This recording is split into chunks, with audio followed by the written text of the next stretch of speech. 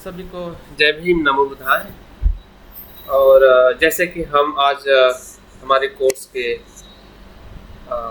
दूसरे दिवस में हम प्रवेश कर रहे हैं।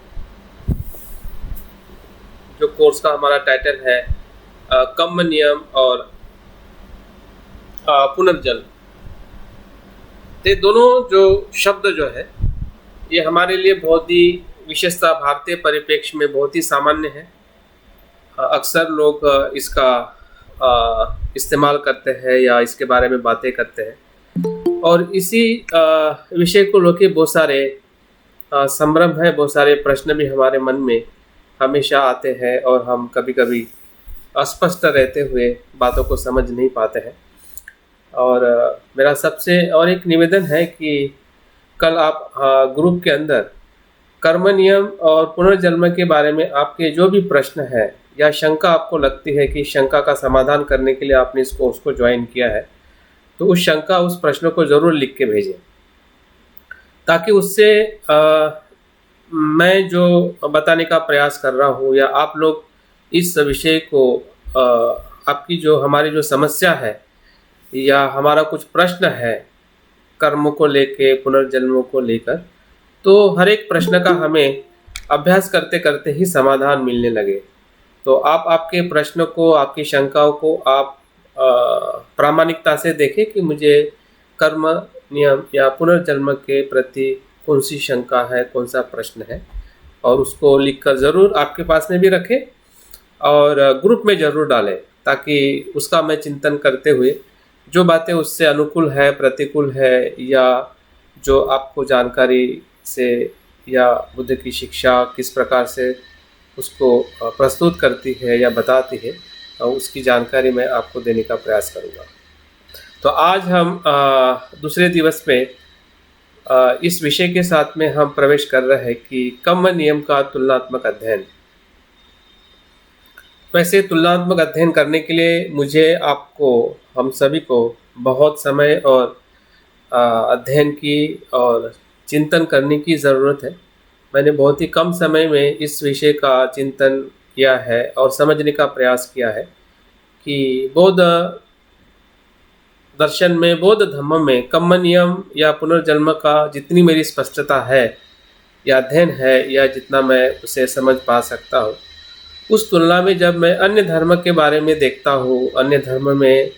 जो इसी सिद्धांत और नियम का वो अनुसरण करते हैं, तो उसके पीछे क्या तत्व है, क्या प्रणाली है, और किस विश्वास के साथ कर्म नियम और पुनर्जन्म को वो मानती है। विशेषता हम जब भारतीय परिप्रेक्ष्य में बात करते हैं, तो भारत एक अपने आप में सम्मिश्र संस्कृति और धर्म का देश रहा है। बुद्ध के समय से लेके अगर हम आज की भी भारत की बात करते हैं, तो बौद्ध धर्म के साथ साथ भारतीय समाज में, भारतीय संस्कृति में अनेक ऐसे धर्म हैं जिसे हम इस्लाम धर्म कहते हैं या ईसाई धर्म कहते हैं, सिख धर्म कहते हैं, और हिंदू धर्म की तो बहुत सारी परंपराएं जिसे हम पंथ कहते हैं, शैव पंथ है, वैष्णव पंथ है, या अलग अलग जो हिंदू संतों का, बाबाओं का बहुत सारे आश्रम हैं, बहुत सारे दर्शन हैं जो हमें भारतीय परिप्रेक्ष्य में, भारतीय दर्शन में हमें दिखाई देते हैं। तो इन सभी का हम अध्ययन इसलिए करना चाहिए क्योंकि ये आज की ज़रूरत है। आज की ज़रूरत इसलिए है क्योंकि आज इस समय में हम लोग हैं और आने वाले समय में नए लोग इस दर्शन के साथ, इस बौद्ध शिक्षा के साथ जुड़ने वाले हैं। अगर आज का समाज, मतलब आप और हम, अगर हम तुलनात्मक अध्ययन नहीं कर पाए और समझ नहीं पाए कि बुद्ध की शिक्षा या अन्य धर्म और पंथ की शिक्षा में क्या भेद है, क्या तफावत है, कौन सी शिक्षा आज के मानव मनुष्य के लिए, आने वाले जनरेशन के लिए, सभ्यता के लिए अधिक अनुकूल है, ये जब तक हमें पूरी तरह से यकीन नहीं होता है हमारे स्वयं के अध्ययन से, तब तक आने वाली जो नई जनरेशन है या नई लोगों की जो डिमांड है उसको हम संतुष्ट नहीं कर पाएंगे। और उनकी अगर संतुष्टि नहीं होगी तो बौद्ध धर्म भी हमारे पास में होते हुए भी बौद्ध धर्म का लोगों को आचरण करना पसंद नहीं आएगा या लोग आचरण नहीं करेंगे, क्योंकि उनको समझ में नहीं आ रहा है कि वो बौद्ध धर्म का आचरण क्यों करें। और ये हर समय की ये आवश्यकता है। बुद्ध के समय में भी बुद्ध ने सभी पंथों का अध्ययन किया था, जो भी उस समय के मार्ग थे, फिर वो आलार कालाम का मार्ग हो, उदकराम पुत्र का हो, या तपस्या का श्रमण की परंपरा हो, सभी मार्ग का बुद्ध ने भी अभ्यास किया, अनुभव लिया और देखा कि कौन सा मार्ग अनुकूल और प्रतिकूल है। और जब उनको दोनों मार्ग अनुकूल नहीं लगे, प्रतिकूल लगे, तो उन्होंने स्वयं के अनुभव से मध्यम मार्ग का अनुसरण करते हुए उन्होंने सत्य को प्राप्त किया। और जिस सत्य के अनुभव को ही हम कर्म नियम है, पुनर्जन्म है, या प्रतीत्य समुत्पाद है, चार आर्य सत्य है, मध्यम मार्ग है, इन अनेक शिक्षाओं के माध्यम से हम जान पा रहे हैं। बाबा साहब के दर्शन में भी हम देखते हैं कि बाबा साहब ने भी जब बौद्ध धर्म का अंगीकार किया, तो उनके पहले उनकी जो 21 साल की तपस्या, जो हम देखते हैं कि 1935 में वो डिक्लेयर करते हैं कि मैं हिंदू बन के मरूंगा नहीं। तो वैसे उनकी जो धर्म की जो खोज जो है और अध्ययन करने की जो उनकी प्रवृत्ति जो है, विशेषता धार्मिक अध्ययन करने की, फिर वो इस्लाम धर्म हो, मुस्लिम धर्म हो, सिख धर्म हो, बौद्ध धर्म हो, तो उस समय जो भी विश्व में जो मुख्य दो धर्म की धाराएं थी, उस धाराओं का बाबा साहब ने बहुत ही सफलता से अध्ययन किया है। और यहाँ तक अध्ययन किया है, इवन ईसाई लोगों के जो बाइबल है, हर एक एडिशन जो बाबा साहब के पास में अध्ययन के लिए रहती थी, इवन इस्लाम जो पादरी है या इस्लाम जो संत है, उनके पास में भी वो एडिशन नहीं रहती थी। तो बाबा साहब का जो अध्ययन करने का जो तरीका जो था, और उसमें से जो उन्होंने एक निचोड़ हमें दिया है कि किस प्रकार से अन्य धर्म बौद्ध धर्म से अलग है, बौद्ध धर्म किस प्रकार से अन्य धर्म से अलग है, फिर वो ईश्वरवाद की कल्पना को लेके हो, आत्मावाद की कल्पना को लेके हो, मानवता की कल्पना को लेके हो, या इवन कर्मा जिसे हम नीतिमत्ता कहते हैं, नैतिकता कहते हैं, या सामाजिक जो समानता हो उसको लेके हो। तो ये सभी बातें बाबा साहब ने ऐसे ही नहीं बताई कि बौद्ध धर्म में समानता है, बौद्ध धर्म में ये है वो है, बल्कि उन्होंने सभी शास्त्रों का पूरी तरह से अध्ययन किया, वेद से लेके उपनिषद से लेके पुराण, या जो भी हिंदू जो आइडियोलॉजी जो है, हिंदू दर्शन जो है, उसकी पूरी जो पोल है या सत्यता जो है, आज हमें वो पोल लगती है जो कि बाबा साहब ने उसका अध्ययन किया है। लेकिन उसी को मान लेना वो भी हमारे लिए पर्याप्त नहीं है, हमने खुद भी अध्ययन करना चाहिए, क्योंकि जब तक हम खुद तुलनात्मक अध्ययन नहीं करेंगे तो हम पूरे विश्वास के साथ जो बाबा साहब ने कहा है, लिखा है, उसको भी बात करना बड़ा कठिन हो जाता है। तो इसलिए हमारी स्वयं की जिम्मेदारी है। मैं इतनी पूरी जिम्मेदारी के साथ अध्ययन नहीं किया हूँ, लेकिन मेरी रुचि अभी धीरे धीरे अन्य धर्म के जो विशेष जो मुख्य उनके ग्रंथ है, कम से कम हमने इस्लाम का कुरान है या ईसाई का बाइबल है, और इवन हिंदू धर्म के कुछ महत्वपूर्ण ग्रंथ है, कुछ उपनिषद है या वेद है या गीता है, उसको हमने ज़रूर पढ़ना चाहिए। पढ़ना इसलिए नहीं चाहिए कि उसको हमें अनुसरण करना है, पढ़ना इसलिए चाहिए कि वही समाज हमारे आसपास में जीवन जी रहा है। हम तो बौद्ध बन चुके हैं और अपने आप को हम कहते हैं कि हम 100% बौद्ध है। अच्छी बात है, क्योंकि हम आचरण कर रहे हैं, हम बुद्ध धम्म संघ को शरण जाके अपने जीवन को हम संपन्न कर रहे हैं। लेकिन फिर भी हमारे आसपास में वो लोग नहीं हैं जो हमें संपन्नता मिली है बुद्ध की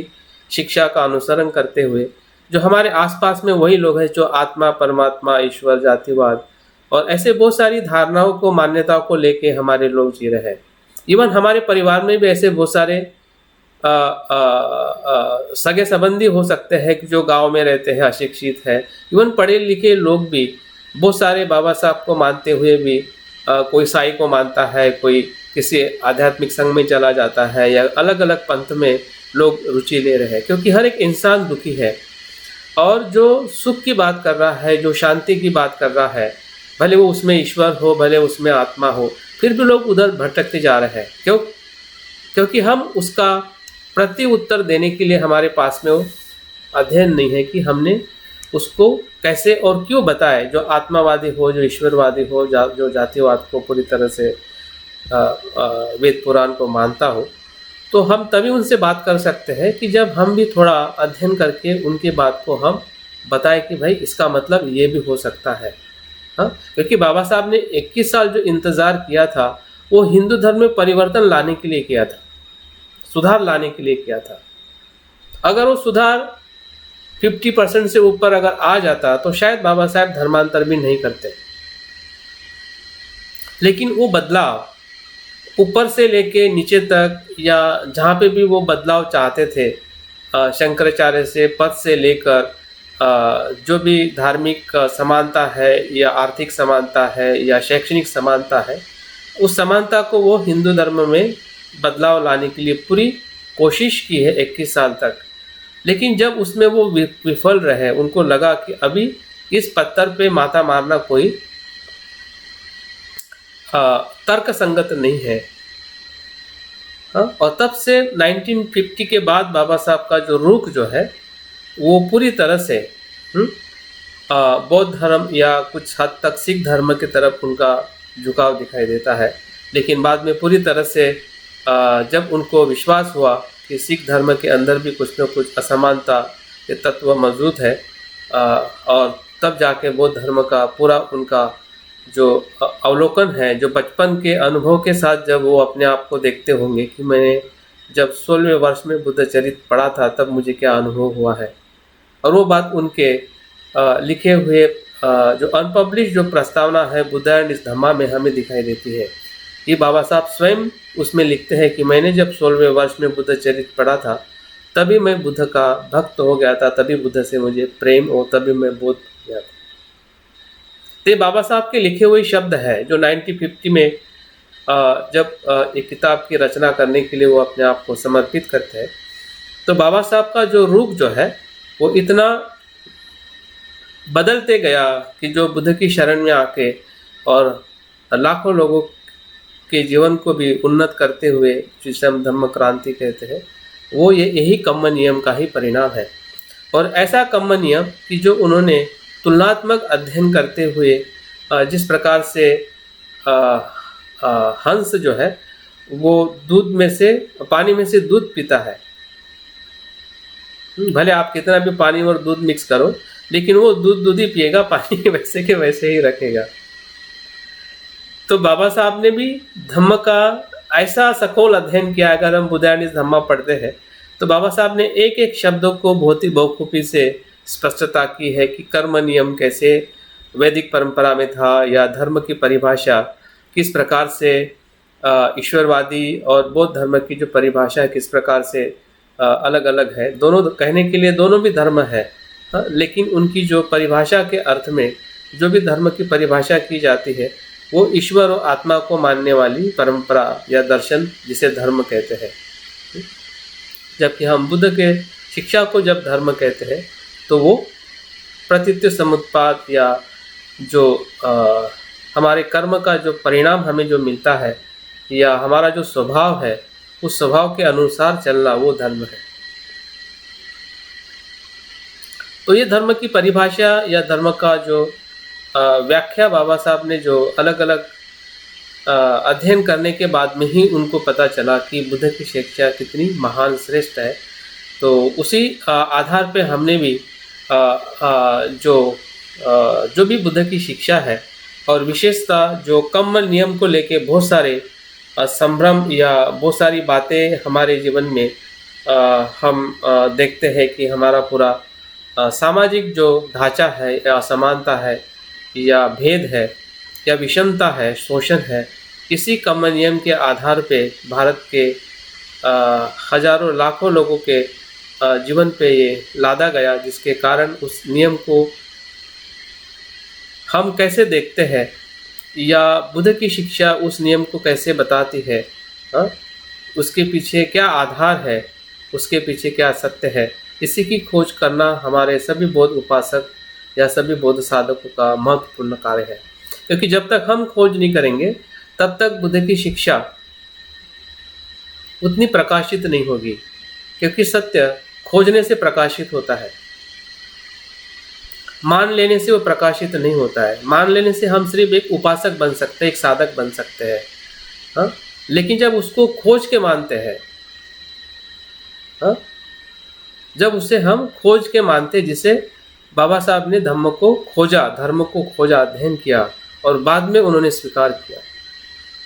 या उसके साथ साथ में स्वीकार किया। जैसे जैसे खोजते गए वैसे वैसे वो अनुसरण करते गए, हाँ, अपने जीवन में। और उनके पूरे आंदोलन में हम देखते हैं कि पूरी बुद्ध की शिक्षा ही हमें उनके पूरे जीवन में हमें दिखाई देती है। तो हमारा जीवन भी हम उस प्रकार से कार्यान्वित कर सकते हैं जब हम उसके पद्धति को हम अपनाते हैं। तो आज हम जो अभ्यास करने की तरफ आगे बढ़ रहे हैं वो है उसी का एक छोटा सा हिस्सा है, जो हमें प्रयास करना है कि मैंने प्रयास किया है, इसका मतलब मेरा प्रयास आपके लिए वैसे कि वैसे हो, ऐसा मैं नहीं मानता हूँ। आपने भी खुद इस विषय को लेके थोड़ा अध्ययनशीलता बढ़ानी चाहिए,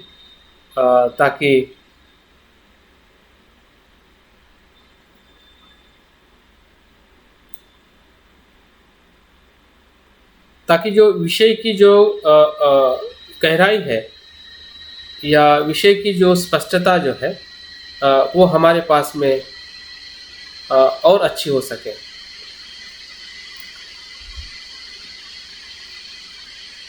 इसको मैं बड़ा करता हूँ। सर, एक डॉक्यूमेंट्स भी डालना चाह रहे थे, आज टाइम नहीं मिल पाया क्या? हाँ, डाला था ना, पीपीटी डाला है मैंने इसका। पीपीटी नहीं सर, कुछ और ऐड। हाँ, थोड़ा मैं उसको आज के कई बाहर प्रोग्राम में गया था मैं, तो मैं वो काम नहीं कर पाया।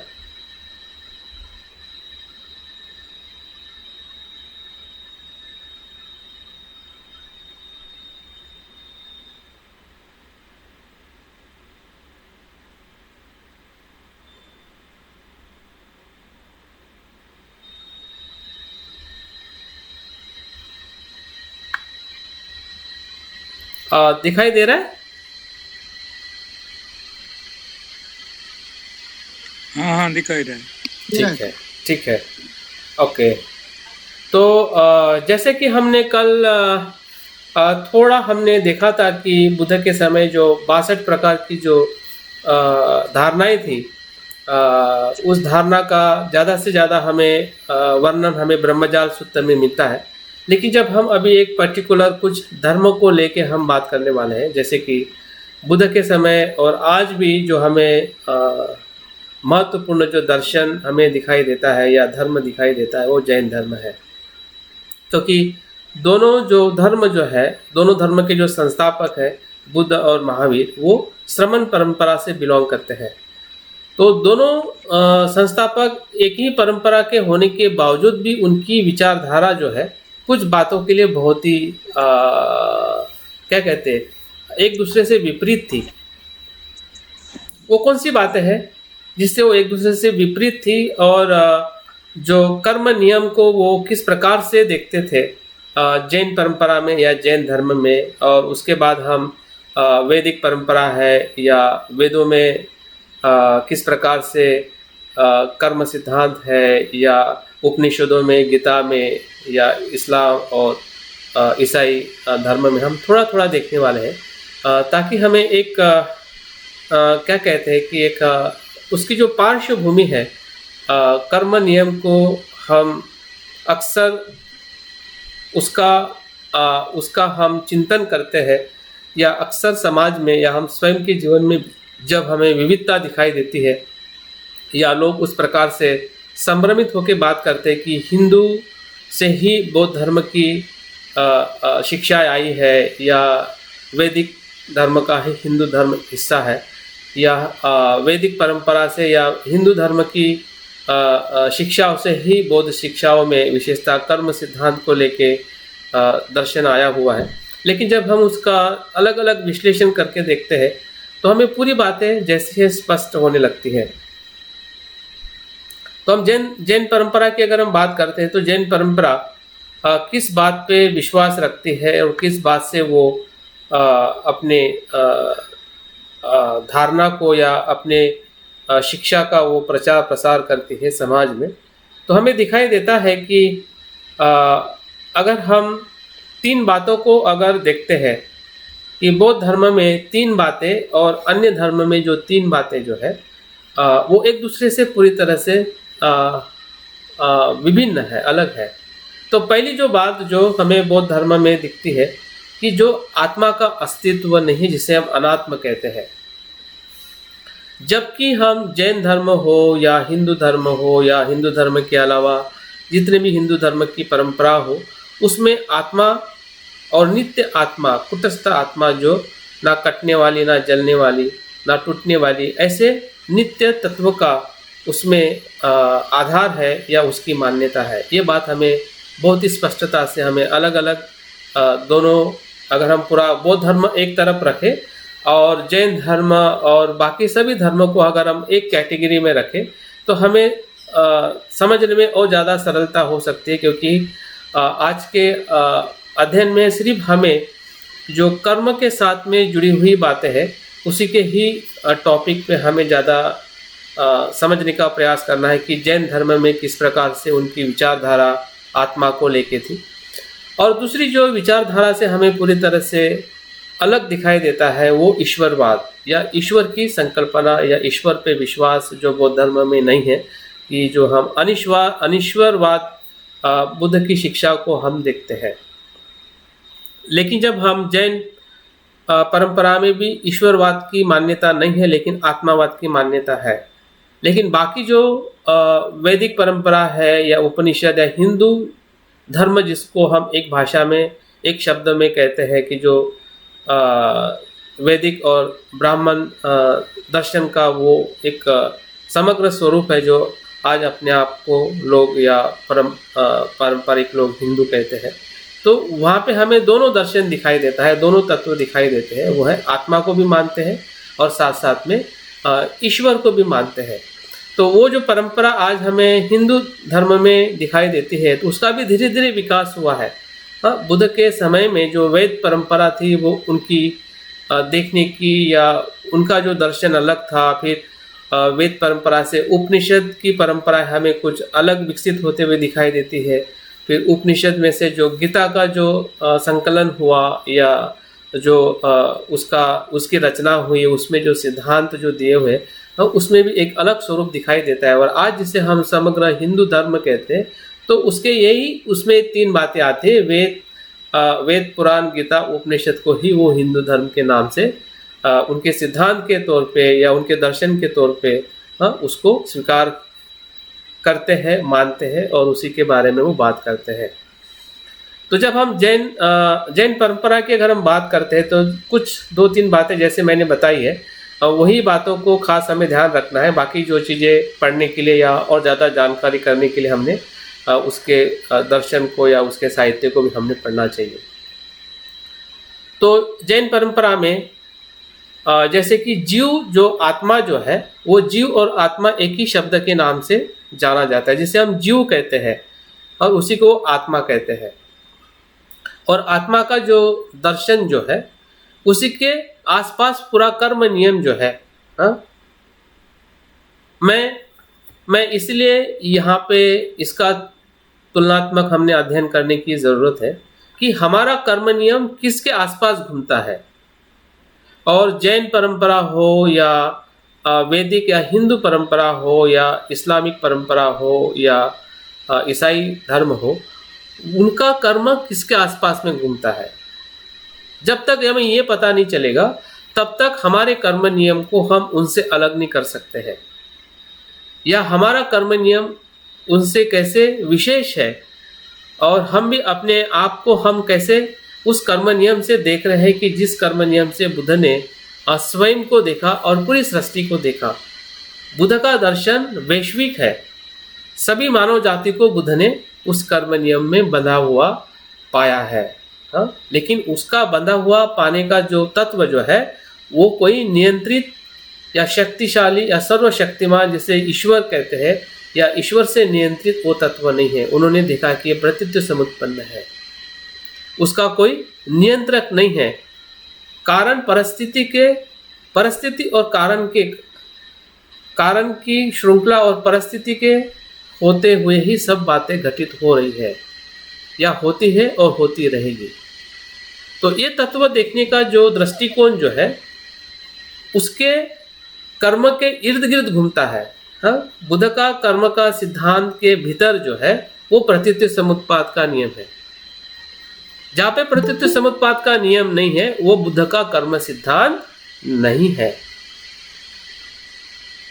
भले कोई कितना भी थोपे, या हमें भी कभी कभी जब हमें कर्म के परिणाम को जब हम नहीं समझ पाते हैं कि मैं तो अच्छा जीवन जी रहा हूँ तो मुझे मेरे जीवन में बुरा कहाँ से आ गया, मैं इतना ध्यान कर रहा हूँ, मैं इतना अच्छा कुशल कर्म कर रहा हूँ, फिर भी मेरे जीवन में दुख क्यों आ गया है। हाँ, क्योंकि हमें समझ में नहीं आता है और हमें लगता है कि फिर तो यार ये कुछ तो चमत्कार हो गया है, तो कुछ वो नियम तो जो मुझे पता है वो नियम का तो ऐसा होगा तो मुझे पता नहीं है। लेकिन ऐसा होता है या नहीं होता है उसके बारे में हमने कहाँ अभ्यास किया है। अभ्यास ही नहीं किया तभी तो हमें पता नहीं चल रहा है कि कर्म का जो फल हमें मिलता है वो हमें परिस्थिति आती है तब वो फल बाहर आता है। जब मैं आगे बात करूंगा कि बौद्ध धर्म कैसे हमने कर्म नियम को कैसे देखना चाहिए, उसमें उसका पूरी तरह से स्पष्टता दी हुई है कि फल कहाँ पे छुपा रहता है या नहीं रहता है, कैसे फल हमारे कर्म सिद्धांत के आधार पर हमने देखना चाहिए और हमें मिलता है। लेकिन जब हमें ये पता नहीं होता है तो हमें लगता है कि कहीं ना कहीं नियंत्रक है, कोई तो भी उसको नियंत्रित कर रहा है या कुछ तो भी ऐसा अद्भुत या अद्वितीय शक्ति है कि जो हमारे अस्तित्व को संचालित करती है। लेकिन बौद्ध दर्शन में ऐसी कोई शक्ति नहीं है कि जो हमारे कर्म नियम को या विश्व के कर्म नियम को संचालित करती है। लेकिन जो अन्य धर्म में जिस प्रकार से सिद्धांत उन्होंने रचे हैं या जिस प्रकार का उनका अनुभव रहा है, अपने मन के भीतर जो कुछ भी उनकी अस्पष्टता रही है, अनुभव दो प्रकार से हर मनुष्य को होता है। अज्ञानी लोगों को भी अनुभव होता है, जिसे भ्रांति है उसके मन में निर्माण होती है, तो वो भी एक अनुभव है और उसी अनुभव के आधार पे वो कहता है कि यही सत्य है और लोग उसको मानने वाले भी मिल जाते हैं। क्योंकि जो मानने वाले हैं वो भी भ्रांति में फंसे हुए रहते हैं। मूर्ख के साथ में मूर्ख को जाना और चले जाना ये बड़ी बात नहीं है, ये तो स्वाभाविक बात है। हाँ, जो गाय भैंस चले जाते हैं एक समूह में, तो एक अगर गिर जाता है पहाड़ के नीचे तो पूरे गिर जाते हैं, वो तो प्रवृत्ति है। लेकिन उसके पीछे चल रहा है इसका मतलब वो सत्य है ऐसा तो नहीं कह सकते हैं, क्योंकि भ्रमित मन की अवस्था है। तो उसको भी जानने वाले लोग, मानने वाले लोग तब भी थे, आज भी है और वैसे रहेंगे। क्योंकि अज्ञान है तब तक वो भ्रांतियाँ मनुष्य जीवन में रहेगी। अगर कोई इंसान ध्यान में जा रहा है और ध्यान में उसको एक रूप दिखाई दे रहा है जिसको ईश्वर कह रहा है, जबकि वो अरूप लोक की अवस्था है। बुद्ध ने भी ध्यान के माध्यम से उस अरूप लोक के चित्त को देखा है। यहाँ तक उन्होंने देवता ब्रह्मा को भी देखा है। जिस ब्रह्मा की लोग बात करते हैं कि वो सृजनकार है, शक्तिशाली है, उस ब्रह्मा से भी बुद्ध के संवाद हमें सूत्र में मिलते हैं। जबकि ब्रह्मा भी अपने भ्रम में रहता है कि मैं नित्य हूँ, मैं सर्वश्रेष्ठ हूँ। जब बुद्ध से बात करता है तो बोलते भी कि तू नित्य नहीं, तू भी अनित्य है, और उसको समझ में आता है।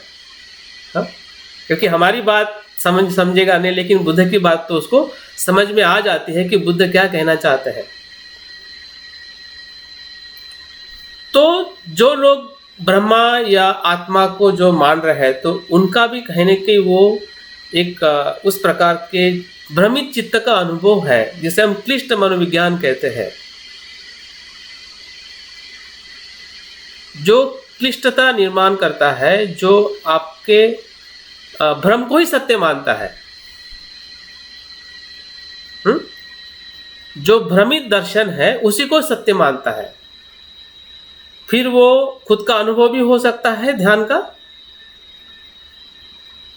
या परंपरा से चलते आ रहा है, या किताबों में लिखा है, या किसी महान गुरु ने बोला है और उसी को लगता है कि नहीं ऐसे ही सत्य है, उसी को मानना चाहिए। तो लोग ऐसे ही मानते हैं और उसी की मान्यता से हम देखते हैं कि पूरे धार्मिक परंपरा में फिर वो किसी भी अन्य बौद्ध धर्म के अलावा कोई भी परंपरा हो, उसमें हमें वही दर्शन दिखाई देता है कि जो आत्मा, परमात्मा और जो कर्म का जो उसके साथ जो जुड़ाव है या उसकी जो मुक्ति है, वो उसी के आधार पे होती है, जिस आधार पे उनके जो तत्व या सिद्धांत रचे गए हुए हैं। अगर किसी हिंदू धर्म में किसी को अगर मुक्ति पाना है, तो उस मुक्ति के लिए उसको ईश्वर को मानना ही पड़ेगा, आत्मा को नित्य मानना ही पड़ेगा, तभी उसकी मुक्ति संभव है। लेकिन बौद्ध दर्शन से अगर उसकी मुक्ति को अगर बुद्ध या बौद्ध देखते हैं, तो उसकी मुक्ति उसमें संभव नहीं है। क्यों संभव नहीं है? क्योंकि सत्यता का अनुभव उस चित्त में हो ही नहीं सकता है कि जिस चित्त में अज्ञान है। जिस चित्त में नित्यता को देखने का भाव है, जिस चित्त में विषमता है, जिस चित्त में समानता नहीं है, तो निश्चित है वो चित्त कहने में या लिखने में रह सकता है कि इससे आचरण करने से परम शांति सुख मिलता है। लेकिन सही अर्थ में जो परम शांति और सुख जो है, वो सत्य के अनुभव से ही मनुष्य को प्राप्त होती है। सर 1 मिनट जरा सा थोड़ा सा रुकिए। इसमें जो लास्ट पैरा है, इसमें आपने एक शब्द इस्तेमाल किया है जो अंडरलाइन है, सद्या, नैतिक सद्या, मोक्ष के बोध, नैतिक विवेक एवं उत्तरदायित्व को अपने आचार दर्शन में स्थान देता है। ये सद्या शब्द का क्या अर्थ है? नैतिक सद्या, संध्या। हाँ, कौन सा? संध्या। हाँ हाँ, ये क्या है इसका मतलब? नैतिक, नैतिक तो एथिक्स हो गया। हाँ, सद्या हाँ। शब्द का सद्या मतलब वर्तमान में है ना, वर्तमान में। सद्या मतलब अभी। वर्तमान में अगर हम मोक्ष बोध करना चाहते हैं, ठीक है, तो उस मोक्ष का जो आधार जो है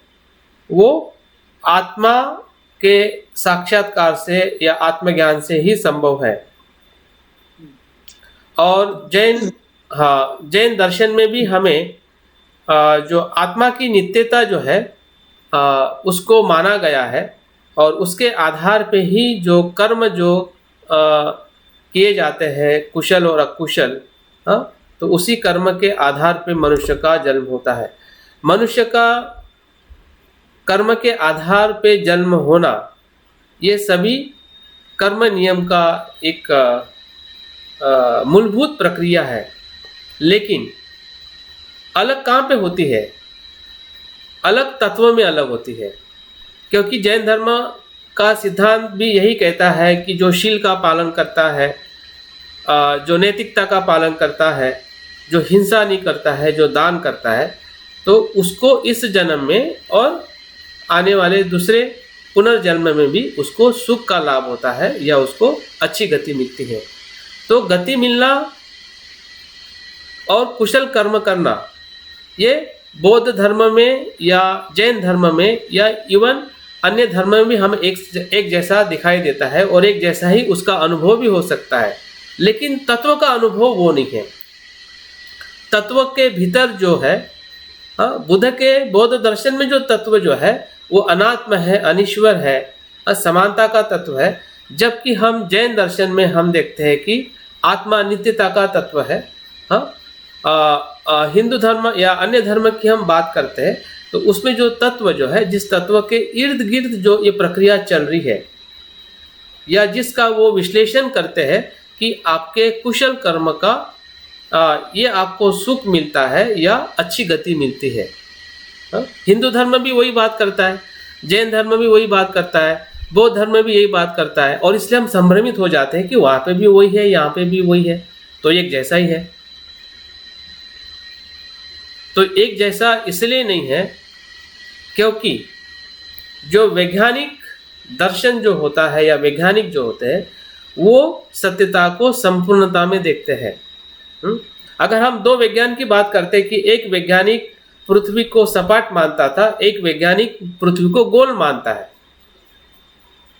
अभी जो वैज्ञानिक पृथ्वी को सपाट मान के जो उसने धारणाएं बनाई हैं कि पृथ्वी सपाट होती है और उस पर पूरा मनुष्य जीवन अस्तित्व में होता है, एक वैज्ञानिक देखता है कि पृथ्वी सपाट नहीं, पृथ्वी गोल है और पृथ्वी सूर्य के इर्द गिर्द घूमती है, सूर्य पृथ्वी के इर्द गिर्द नहीं घूमता है। तो दोनों दर्शन वैज्ञानिक दर्शन है कहने में, सुनने में, लेकिन उसकी जो वास्तविकता जो है वो जो वैज्ञानिक ने सही अर्थ में उस पृथ्वी को देखा है, भ्रमण करते हुए जाना है या पृथ्वी के गोलाकार को देखा है, उसका दर्शन सम्यक दर्शन है। तो कर्म का नियम भी ऐसे ही है, क्योंकि कर्म के नियम की हम जो बात कर रहे हैं ये सिर्फ बौद्ध का कर्म नियम नहीं, हम विश्व के कर्म नियम की बात कर रहे हैं।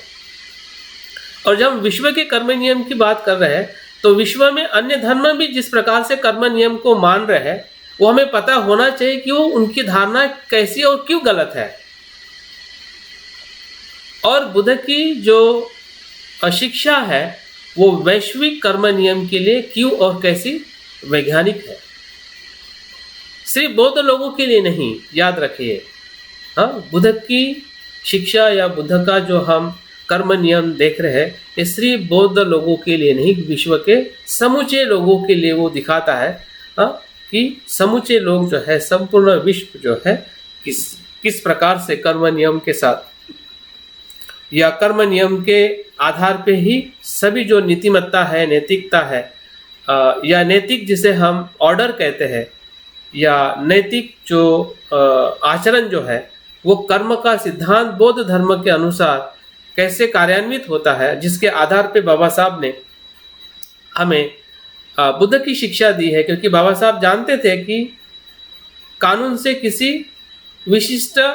जो क्रिमिनल है या अपराध करते हैं उनको ही नियंत्रित किया जा सकता है,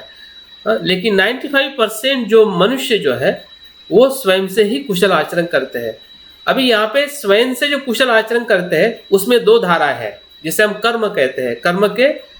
नियम से या नीतिमत्ता से दो धाराएं या दो परंपराएं हमें पूरे विश्व में दिखाई देती है। जिस परंपरा को हम एक बौद्ध परंपरा कहते हैं कि जो पूरी तरह से वैज्ञानिक आधार पे कि हमने हमारे कर्म की जिम्मेदारी क्यों लेनी चाहिए और हमारे कर्म को चलाने वाला कोई बाह्य परिबल नहीं है बल्कि हमारा चित्त है, हमारा मन है। और मनुष्य के साथ जो उचित व्यवहार है वही आचरण है, वही सबसे बड़ा कर्म है। तो उस कर्म को, उस नीतिमत्ता को बाबा साहब ने बौद्ध दर्शन से देखा है, नहीं कि अन्य धर्म के दर्शन से। और हमने भी उसी प्रकार से जब हम तुलनात्मक अध्ययन कर रहे हैं तो सिर्फ इसलिए ही नहीं कर रहे हैं कि वो धर्म सही है या हमारा धर्म सही है, वो लोग बुरे हैं या हम लोग अच्छे हैं। इस विचार में हमें नहीं फंसना है कि वो लोग बुरे हैं, उनका धर्म बुरा है। हाँ, उनका दर्शन बुरा हो सकता है, उनकी शिक्षा बुरी हो सकती है, लेकिन लोग तो उसमें फंसे हुए हैं और उनको बाहर निकालना हमारी ही नैतिक जिम्मेदारी है। अगर हम उनके सिद्धांत को समझते हैं कि उनकी गलती कहाँ पे हो रही है ना, और किस प्रकार से वो अपने कर्म के नियम को मानते हैं, कर्म के परिणाम को मानते हैं, जबकि इस प्रकार से उन्होंने समझना चाहिए, सोचना चाहिए या देखना चाहिए। हाँ, तो ये बातें जब तक हमें पता नहीं होगी तब तक हम सही अर्थ में उनको भी समझा नहीं पाएंगे, क्योंकि कर्म का नियम ही हमें नीतिमत्ता या नैतिकता या शिलाचरण करने के लिए हमें प्रेरित करता है। आप देखिए कि हमारे आसपास के लोग भले ईश्वर को मानते हैं लेकिन उनका नैतिक आचरण स्वयं प्रेरणा से होता है, वो उनको पता नहीं होता। लेकिन जब हम उसको बताएंगे कि भाई तुम जो आचरण कर रहे हो वो किसी ईश्वर की प्रेरणा से नहीं बल्कि तुम्हारे स्वयं की प्रेरणा से कर रहे हो, लेकिन परंपरा के तौर पे वो वही मान रहा है, क्योंकि उसको पता नहीं है कि उसका शील का आचरण है, उसका जो सुख जो है वो स्वयं के कर्म की जिम्मेदारी लेने की वजह से वो अपने जीवन में खुश है या दुखी है। तो आज समाज में जो आने वाली जो जनरेशन जो है, हाँ, उनको उनकी समस्या कहाँ से निर्माण हो रही है, हाँ, वो समझाने का अगर तरीका अगर हमारे पास में है, हाँ, कि उसके कर्म, उसका मन, उसकी वाचा उसका प्रतीत्य समुत्पाद, हाँ, कैसे उसको सुखी और दुखी करता है, हाँ, न कि कोई आत्मा की शक्ति या परमात्मा की शक्ति या कोई चीज़ वहाँ पे अस्तित्व में नहीं है। जो भी अस्तित्व में है वो उसके खुद के चित्त से निर्माण हुई हुई जो गतिविधि है और जो कार्य है वही उसे सुखी और दुखी करता है, इस जन्म में और आने वाले अगले जन्म में भी, जिसे हम पुनर्जन्म कहते हैं। तो जैन धर्म की परंपरा में जब हम देखते हैं, थोड़ा वैदिक परंपरा में अगर हम जाते हैं, तो वैदिक परंपरा में तो हमने बहुत ही स्पष्टता से देखना चाहिए कि वैदिक परंपरा में ऐसा कोई कर्म नियम नहीं था। जिस कर्म नियम की बात हिंदू धर्म कहते हैं कि वैदिक परंपरा से आया है, वैदिक परंपरा का बहुत ही सीधा और सरल फंडा था कि ईश्वर की आराधना करना सिर्फ सांसारिक उपभोग के लिए। उनकी पूरा ऋग्वेद उसी के ऋतु के नियम को मानने वाला ऋग्वेद है, हाँ? जो ऋतु के नियम है या उसी की आराधना है, नदी है, पर्वत है, सूरज है, हाँ? उसी के आराधना करने वाले जो मंत्र जो है हमें ऋग्वेद में दिखाई देते हैं। ना उनका कर्म नियम था, ना उनके पास में धर्म की कोई परिभाषा थी कि इसको धर्म कहा जाता है। बुद्ध ही सबसे पहले मनुष्य थे कि जिन्होंने कर्म और धर्म की पूरी तरह से यथार्थ परिभाषा की है और पूरी तरह से समझाया है कि धर्म और कर्म सही अर्थ में मनुष्य के जीवन में क्या होता है, न कि वैदिक परंपरा में। वैदिक परंपरा में वो सोच ही नहीं थी जो हमें ऋग्वेद के पूरे साहित्य में या वेद के साहित्य में अगर हम अध्ययन करते हैं तो वहाँ पे सिर्फ 2-3 बातें जो महत्वपूर्ण है, जो मैंने बताया है कि उनकी पूजा अर्चना करना अपने खुद के सांसारिक लाभ के लिए, और ऋग्वेद में सबसे जो केंद्रवर्ती जो वर्णन जो है, जो 4 वर्णों का हमें मिलता है ऋग्वेद में कि ब्रह्मा मुख से पैदा हुआ है, क्षत्रिय बाहु से, वैश्य जांग से और शूद्र पैरों से। तो इसका वर्णन हमें वैदिक परंपरा में मिलता है कि जो एक कर्म नियम को वो प्रदर्शित करता है कि किस प्रकार से वर्ण के आधार पे कर्म को उन्होंने व्यवसाय को या कर्म को डिसाइड किया था। जिस जाति में, जिस वर्ण में जो मनुष्य, जो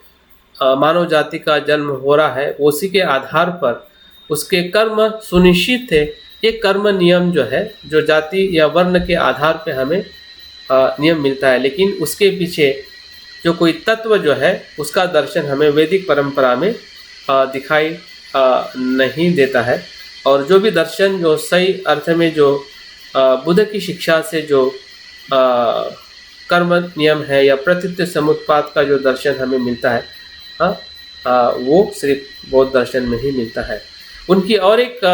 परंपरा मान्यता थी कि जिस प्रकार से हम गीता में भी देखते हैं कि आत्मा अमर और अजर अमर है,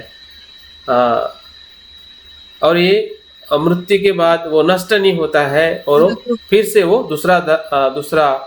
शरीर धारण करता है। तो ये जो आत्मा की जो संकल्पना जो है वैदिक परंपरा में या ऋग्वेद में या वैदिक दर्शन में, ये हमें वहीं से चलते हुए आते हुए दिखाई देती है। जो उसी का जो विस्तृत स्वरूप है वो हमें उपनिषद में या उसके बाद में जो हिंदू परंपराएं विकसित होते हुए दिखाई देती है, उसमें भी उसी का ही आधार रख के उनका जो एक कर्म का या जातिवाद का, या मनु ने भी जो मनुस्मृति की रचना करके जो एक जाति का, एक समाज का जो स्ट्रक्चर निर्माण किया है, वो इसी के ही आधार पे धीरे धीरे उस साहित्य का अनुसरण करते हुए, साहित्य को प्रमाणित मानते हुए, सत्य मानते हुए ये परंपराएं एक अलग ऐसे कर्म नियम को उन्होंने स्थापित किया है कि जो अपने कर्म से अपने जीवन की जिम्मेदारी नहीं लेता है, वो जन्म से वो निश्चित हो जाती है। जिस जाति में जन्म मिला है, जिस जाति में जो जन्म धारण किया है, वही जाति के कर्म करना ही उसका धर्म हो जाता है। वो जो एक कर्म का जो एक असमानता का जो स्वरूप जो है, जो हमें हिंदू या वैदिक परंपरा ब्राह्मण दर्शन में हमें दिखाई देता है, तो बाबा साहब ने उसका विरोध किया है। हमने देखना चाहिए कि किस कर्म नियम को हमें नकारना है, किस कर्म नियम के सिद्धांत को हमें नकारना है, या उसको हमें जिसके बारे में हमें स्पष्टता रखनी है, ताकि हमारे लिए और जो समाज में जो बदलाव लाना चाहते हैं या सामाजिक जो शोषण से और अन्याय से जो लड़ना चाहते हैं, उनको भी हम समझा सकते हैं कि भाई कर्म नियम जो है, बुद्ध का कर्म नियम और वैदिक या हिंदू धर्म में कर्म नियम कैसा अलग है, कि जो आपको किसी भी प्रकार की स्वतंत्रता वहाँ पे नहीं मिलती कि आप आपके कर्मों को सुधार सकें। उपनिषद के अंदर थोड़ा हमें और एक नया पहलू हमें दिखता है। बाबा साहब का भी अगर हम बुद्ध एंड हिज धम्मा पढ़ते हैं तो उसमें भी बाबा साहब ने काफ़ी अच्छी तरह से उसका वर्णन किया है कि जिस प्रकार से वैदिक परंपरा का एक अपना दर्शन था और उसके आधार पे उपनिषद जो है वो वैदिक परंपरा का ही एक सैद्धांतिक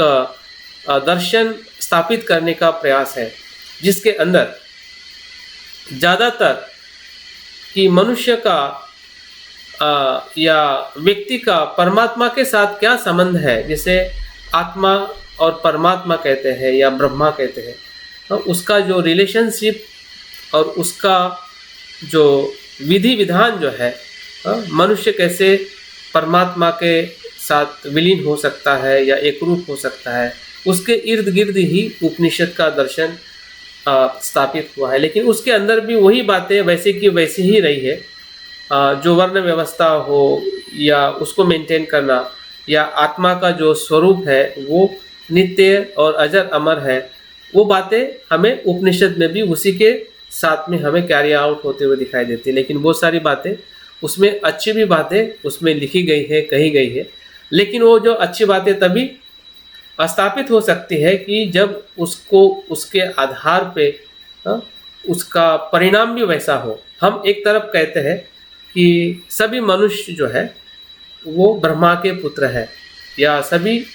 रग रग में, नस नस में, हर जीव में एक ही तत्व है जिसे ब्रह्म कहते हैं, और दूसरे ही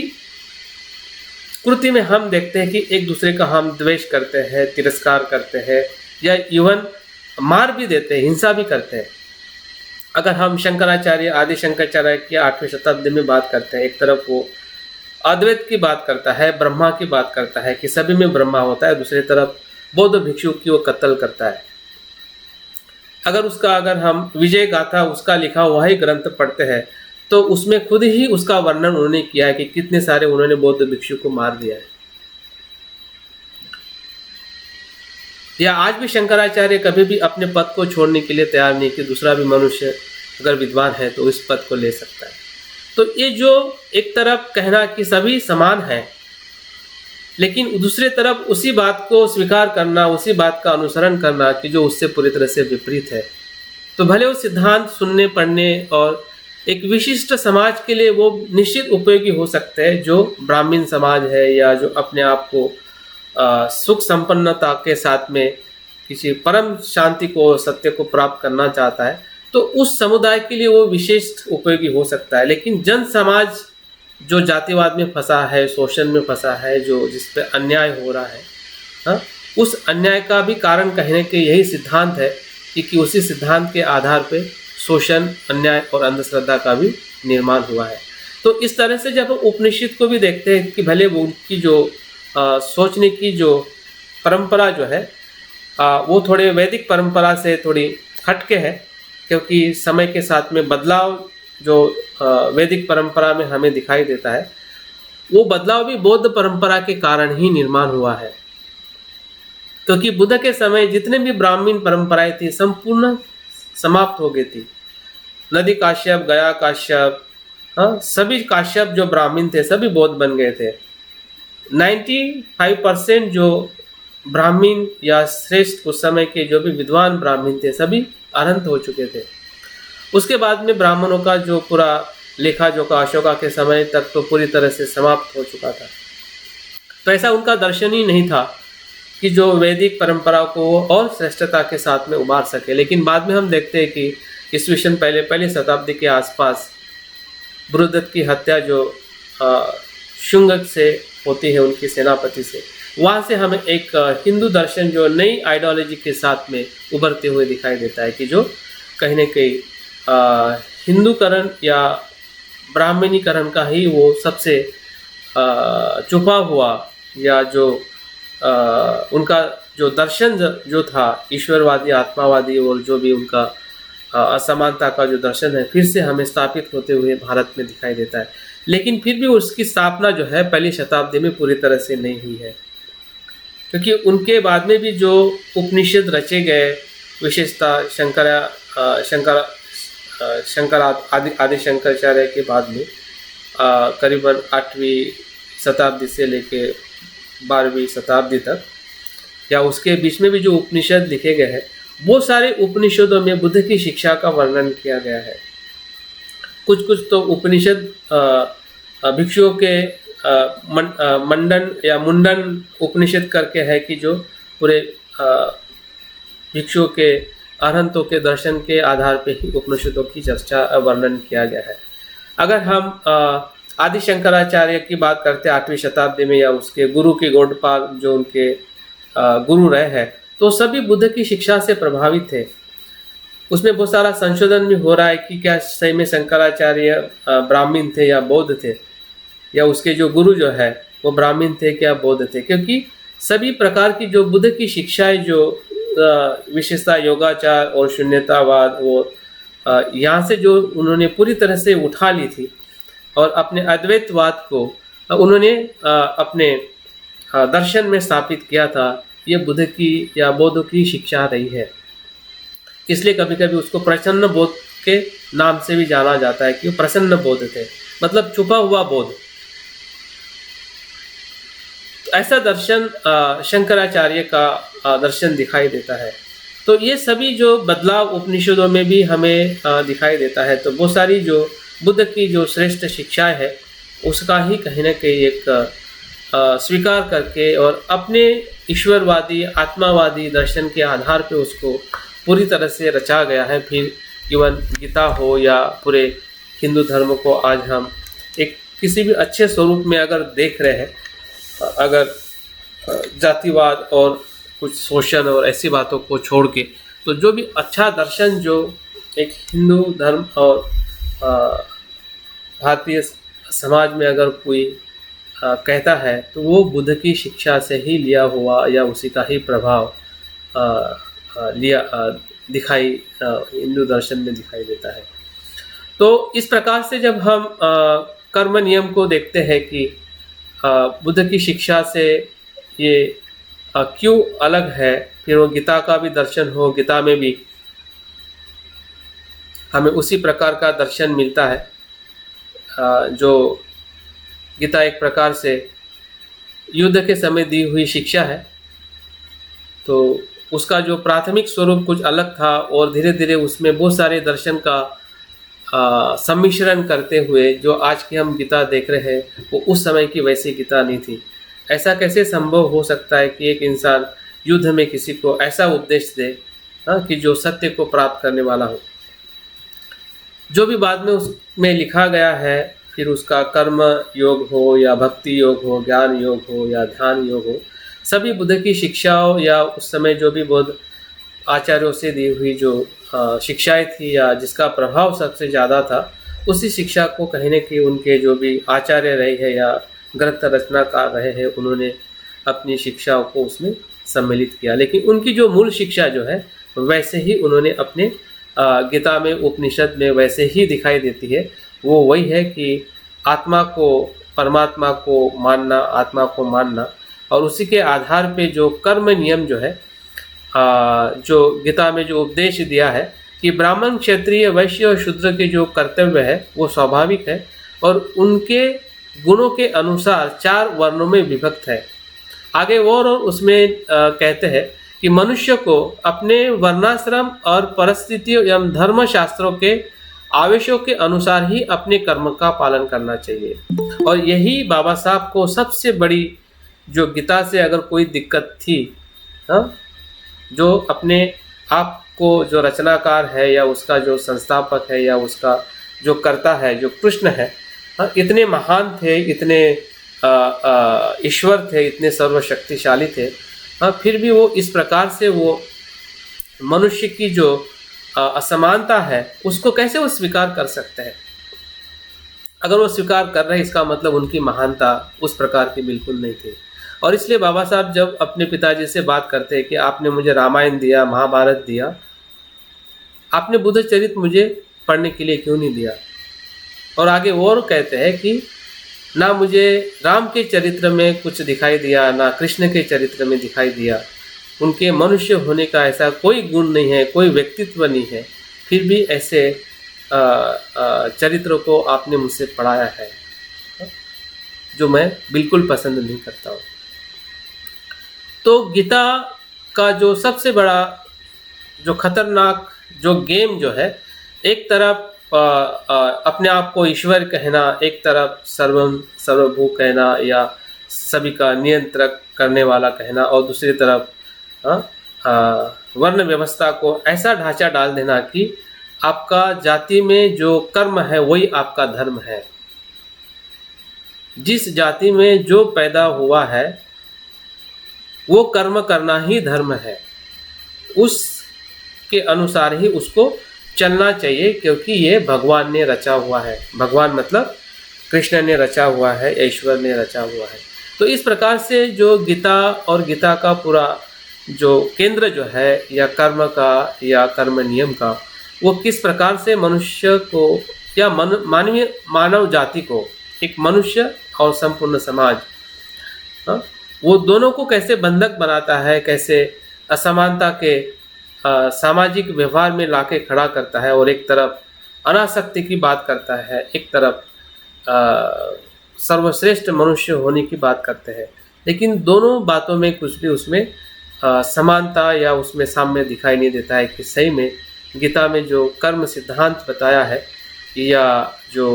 अनासक्त का जो योग बताया है, वो निश्चित ही वो सिद्धांत के तौर पे बहुत ही अच्छे है, क्योंकि बुद्ध की शिक्षा से ही वो कहीं न कहीं उस शब्दों का, उस अर्थों का उन्होंने संकलन किया है। अगर इसका हमें और ज़्यादा अध्ययन करना है, गीता का तुलनात्मक अध्ययन, तो आनंद कौशल्यान ने बहुत ही अच्छे एक अध्ययन चिंतनात्मक किताब लिखी है कि भगवद गीता और धम्मपद कैसे एक दूसरे से संबंधित है। धम्मपद से ही ली हुई बहुत सारी गाथाएं हैं जो गीता में संकलित की गई है, तो उससे हमें और ज़्यादा जानकारी हमें पढ़ने को मिल सकती है। अगर हम थोड़ा ईसाई धर्म और इस्लाम धर्म की तरफ आते हैं, तो ये दो धर्म ऐसे हैं कि जिसमें सर एक मिनट जरा सुन, उसमें जो आप गीता की बात कर रहे हैं ना, ये तो वो युद्ध करते समय कृष्ण ने ऐसा कहा कि ये जो शरीर है ना, शरीर तो वैसे ही नाशवान है और आत्मा अजर अमर है, तो तू किसी को मार नहीं रहा है, वो तो शरीर मरने ही है, खत्म होने हैं। इसलिए अन्याय के विरुद्ध तू शस्त्र उठाकर और जो अन्याय के साथ है उनको मार दे, कुछ नहीं होगा, ठीक है। तो ऐसे करके वो और युद्ध को उसने बढ़ाया ना, तो इसका समाधान निकालना। हाँ, तो उसमें कर्म और तत्व दो चीजें हमें देखनी चाहिए कि तत्व को वो समझा के उस कर्म करने के लिए उसको प्रेरित कर रहा है। वो तत्व क्या है कि आत्मा नित्य है ना, कि जब वो मरने से मरती नहीं है तो आपके मारने का, हिंसा करने का आपको पाप नहीं मिलेगा। वही तो कर्म का सिद्धांत उसमें बता रहा है ना कि तुम पापी नहीं बनोगे, क्योंकि कोई मर ही नहीं रहा है, जिसको आप मार रहे हैं वो मर ही नहीं रहा है, तो हिंसा कैसी होगी, उसका परिणाम उसको कैसे मिलेगा। वही तो बात उसमें बताता है, ताकि उसकी जो युद्ध करने की जो प्रेरणा है वो बरकरार रहे और युद्ध करके वो अपने उद्देश्य में सफल हो सके। तो वही उसके पीछे का जो आत्मावादी जो तत्व जो है वो किस प्रकार से हानिकारक है ना, और उसके साथ में जो ईश्वरवादी तत्व है वो कैसा हानिकारक है, जो वैज्ञानिक मनोविज्ञानिक कर्म नियम को मानने के लिए, अगर कोई भी हमें वैज्ञानिक और मनोवैज्ञानिक अगर कर्म नियम अगर हमें मानना है विश्व स्तर पे, तो विश्व स्तर पे मानने के लिए हमारे पास में वैश्विक मूल्य होने चाहिए या वैश्विक तत्व होना चाहिए कि जो हमें सिर्फ और सिर्फ बुद्ध की शिक्षा में मिलता है, वो प्रतीत्य समुत्पाद, जहाँ पे ना आत्मा है ना परमात्मा है, फिर भी कर्म है, फिर भी उसका परिणाम है, और उसका संचालन करने वाला जो है स्वयं का मन है। तो वो जो यथार्थता जो है या उसकी जो पूरा जो अस्तित्व जो है या उसका जो महत्व जो है हमें बुद्ध के कर्म नियम से ही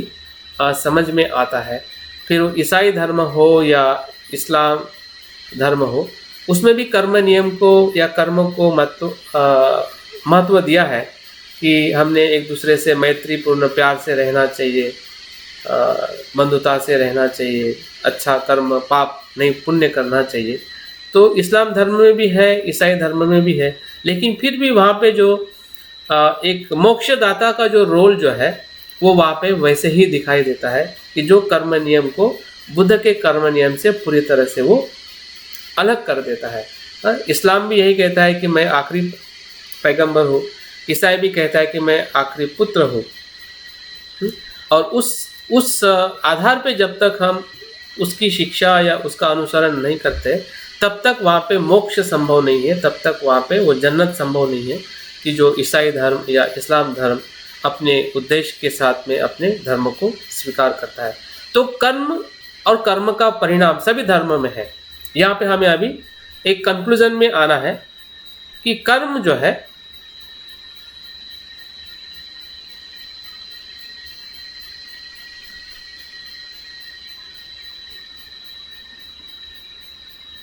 कर्म जो है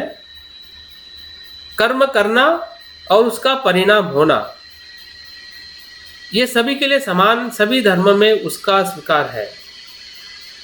फिर वो बौद्ध धर्म हो या हिंदू धर्म हो, जैन धर्म हो या कोई भी धर्म हो। लेकिन बौद्ध धर्म अन्य धर्म के कर्म नियम से इसलिए अलग होता है क्योंकि आप देखिए कि आप हिंदू हो, बौद्ध हो, अगर आपने गर्म हाथ पानी डाला तो आपको गर्माहट महसूस होनी है, या ठंडे पानी में हाथ डालने से आपको ठंडा महसूस होना है। उसका परिणाम वैसे ही मिल रहा है कि जो बौद्धों को है या हिंदू को है या किसी भी धर्म के व्यक्ति को है।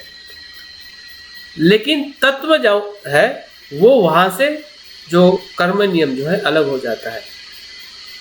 अगर आपने पानी में हाथ इसलिए डाला कि आपको कोई ईश्वरीय शक्ति कह रही है या कोई व्रत है, व्रत में आपने ठंडे पानी से स्नान कर दिया और बीमार पड़ गए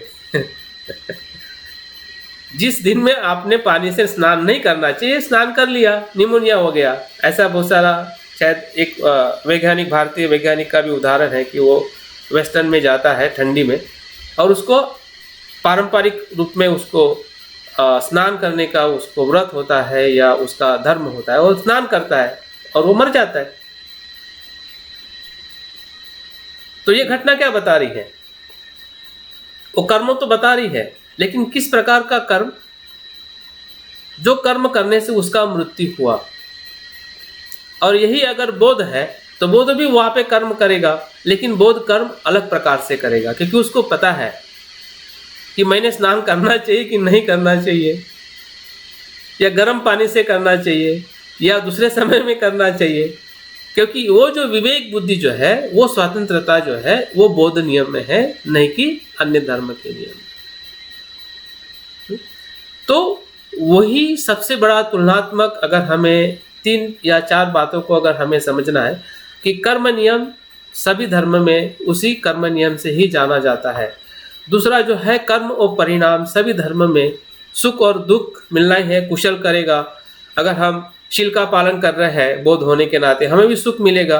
या हमारा पड़ोसी अगर जैन है या हिंदू है अगर वो शील का पालन कर रहा है उसको भी सुख ही मिलेगा, लेकिन वो उतने मात्रा में ही मिलेगा। लेकिन उसके बाद में अगर उस सुख को वो ईश्वर की परंपरा से देख रहा है, आत्मा की परंपरा से देख रहा है, तो उसका परिणाम वो नहीं मिलेगा जो हमें मिलेगा, क्योंकि हम उस परिणाम को अनित्य रूप में देख रहे हैं, जिम्मेदारी लेने के रूप में देख रहे हैं। लोगों को और समानता से रहने के लिए, मदद करने के लिए देख रहे हैं, जबकि उसका जो सुख जो है उसको अपने लिए सीमित कर लेगा, ईर्ष्या में लेके जाएगा, असमानता में लेके जाएगा, शोषण करने में भी ले जाएगा कि ये सुख मेरे पास में होना चाहिए और उसके पास में नहीं जाना चाहिए। ऐसा भी उस कर्म के परिणाम से उसका सोच बन सकता है या बनता है। जबकि हम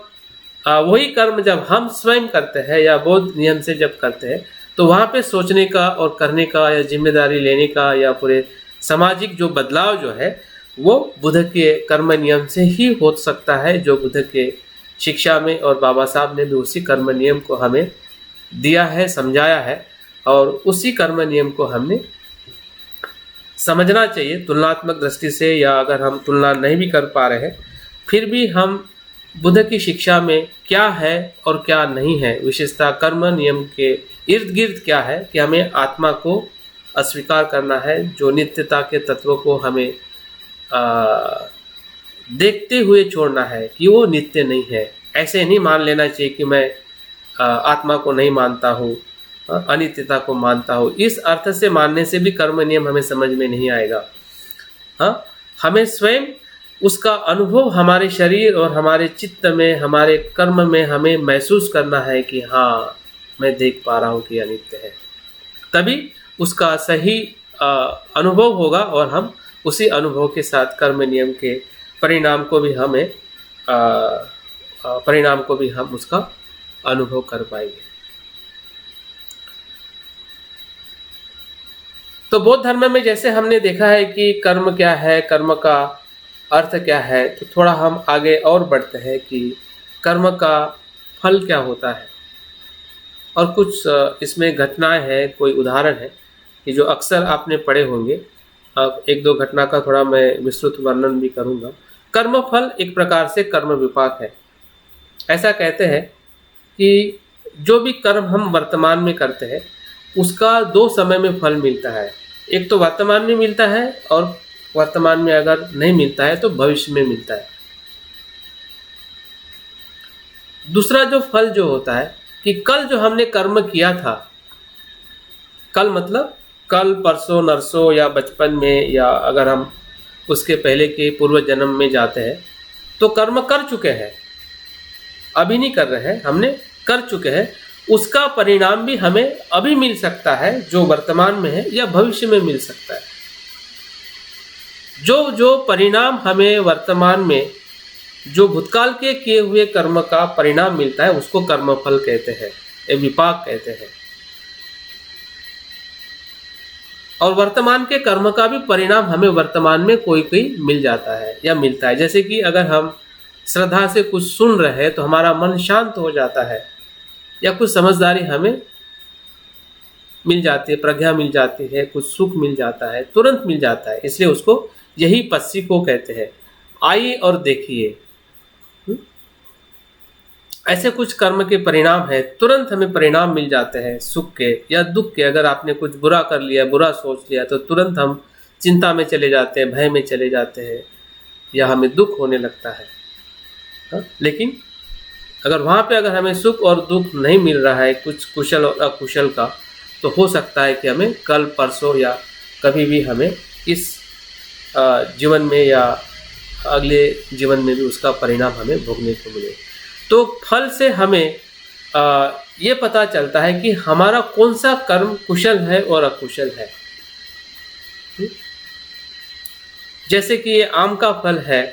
तो आम के फल से हमें पता चलता है कि ये आम का ही फल है जो मीठा है, या ये नीम का फल है वो कड़वा है। तो हमारे भी जो कुशल और अकुशल कर्म के जो परिणाम है, वो परिणाम हर एक मनुष्य के जीवन में कर्म के आधार पे, और इसलिए हमने देखा है कि एक ही परिवार में रहते हुए हमारी मानसिकता अलग अलग होती है, स्वभाव अलग अलग होता है, या सोच अलग अलग होती है, या कार्य करने की क्षमता भी अलग अलग होती है। एक ही परिवार में अगर हम 4 लोग रह रहे हैं, भले हम एक ही परिवार के हैं, एक ही खून के हैं कहने के लिए, लेकिन अगर हम उसके परिणाम को देखते हैं कि सभी के परिणाम अपनी क्षमता के अनुसार अलग अलग होते हैं। और ये अलग अलग इसलिए भी होते हैं क्योंकि ये नैसर्गिक है। जैसे कि वनस्पतियाँ सभी अपनी शक्तियों से खिलती है। हर एक जो वनस्पतियाँ है, पेड़ पौधे जो है, वो होते हुए पेड़ पौधे ही है कहने के लिए, लेकिन हर अपनी क्षमता के साथ में उसका विकास होता है। तो समाज में भी जो हमें विविधता दिखाई देती है, वो इसी ही कर्मफल के कारण, जो अपनी क्षमता के अनुसार जो जैसा कर्म करता है, कुशल अकुशल, उसी के आधार पे हमें कर्मफल मिलता है। तो ऐसे बहुत सारे उदाहरण हमें बौद्ध साहित्य में या हमारे खुद के जीवन में भी हम देख सकते हैं। अगर हम बौद्ध धर्म के सबसे महानतम घटना जो अगर देखते हैं कि महामौगल्यान की मृत्यु के बारे में जब बुद्ध भिक्षुओं से बात करते हैं कि उनके जीवन में कर्म फल किस प्रकार से उन्होंने भोगा था, तो महामौगल्यान के बारे में हमें बहुत कुछ पता है। वो बहुत ही विद्वान और रिद्धि सिद्धि व्यक्ति थे, रिद्धियाँ प्राप्त व्यक्ति थे। तो रिद्धिया का मतलब ये होता है कि वो अपने अस्तित्व को, अपनी चेतना को, अपने शक्ति को किसी भी प्रमाण में इस्तेमाल कर सकते हैं। ऐसी शक्तियाँ जो प्राप्त हुई थी वो महामौगल्यान को, और उसका वो लाभ भी लेते थे। तो बुद्ध कहते हैं कि वो नरक लोक में जाकर उसके परिणाम को देखकर वो लोगों को बताते थे कि नरक के परिणाम क्या होते हैं। कि नरक लोक में मनुष्य कैसा जी रहा है। वो उस लोक में जाकर उसके बारे में लोगों को बताते थे कि अकुशल कर्म करने का परिणाम किस प्रकार से होता है, और लोगों को समझ में आ जाता था कि ऐसा ही होता है। महामौगल्यान देवलोक में जाके, स्वर्ग में जाके उसके परिणाम को देखते थे कि वो कितने सुखी और आनंदित रहते हैं, और उसके आधार पर लोगों को उपदेश देते थे। तो ये महामौगल्यान की जो प्रसिद्धि जो है, इसके वजह से बहुत सारे लोग बौद्ध धर्म के या महामौगल्यान के अनुयायी बने। और उससे सबसे बड़ा दुष्परिणाम हुआ कि उस समय के जो जैन साधु जो थे, उनमें ईर्ष्या आई कि अभी महामौगल्यान को ज़्यादा समय तक रखना उचित नहीं है, क्योंकि उनके वजह से सभी जैन साधु, विशेषतः जैन धर्म के सभी जो मान सम्मान जो है वो पूरी तरह से समाप्त हो रहा था। और इसलिए वो प्लान करते हैं कि ऐसे डाकुओं को मारने के लिए महामौगल्यान को, जहाँ पे वो साधना करते हैं, उस पर्वत पे, उस जगह पे उसको भेजते हैं। पहले बार जब भेजते हैं तो अपनी रिद्धि से अपने आप को बचा लेते हैं, दूसरी बार भेजते हैं तो दूसरी बार भी बचा लेते हैं, लेकिन तीसरी बार जब फिर से वो मारने के लिए आते हैं तो वो अपने आप को बचाते नहीं है या बचा नहीं पाते हैं, और वो जो डाकू जो है महामौगल्यान के टुकड़े टुकड़े करके उनकी हत्या की जाती है। और जब महामौगल्यान को फिर भी होश होता है उसके शरीर के प्रति, और उसका बिखरा हुआ जो शरीर है फिर से वो एकत्रित करता है, और वो बुद्ध के दर्शन के लिए वो अपनी रिद्धि शक्ति से जहाँ पे बुद्ध होते वहाँ पे वो पहुँच जाता है, और पहुँच के कहता है कि भगवंत, मैं महापरिनिर्वाण को प्राप्त करने का समय मेरा आ चुका है। और उन बुद्ध को वंदन करते हुए, जिस प्रकार से सारिपुत्र बुद्ध का वंदन करके परिनिर्वाण को प्राप्त करते हैं, वैसे ही महामौगल्यान भी